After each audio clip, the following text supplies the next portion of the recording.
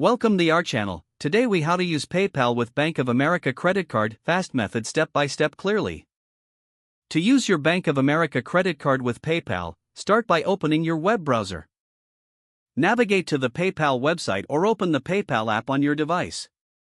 Log into your PayPal account using your credentials. If you do not have an account, create one by following the on-screen instructions. Once logged in, locate the wallet section on the main dashboard. Click on the Link a Card or Bank option. Select Link a Credit Card from the presented options.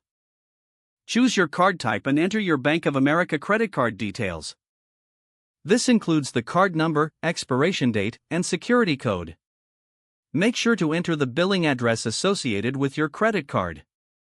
Review your information for accuracy before proceeding. Click Link Card to save your changes. You may need to verify your card through a small temporary charge. Check your Bank of America account for this charge and note the verification code provided. Return to PayPal and enter the verification code to confirm your card. Once verified, your Bank of America credit card is now linked to your PayPal account. You can now use it for transactions whenever you make purchases through PayPal. To set your card as the primary payment method, return to the Wallet section. Select your Bank of America credit card and choose Make Primary. Now you are ready to enjoy seamless transactions using. Always ensure your credit card and account details are up to date for smooth transactions. If the page does not load, refresh the browser or try again in a private or incognito window.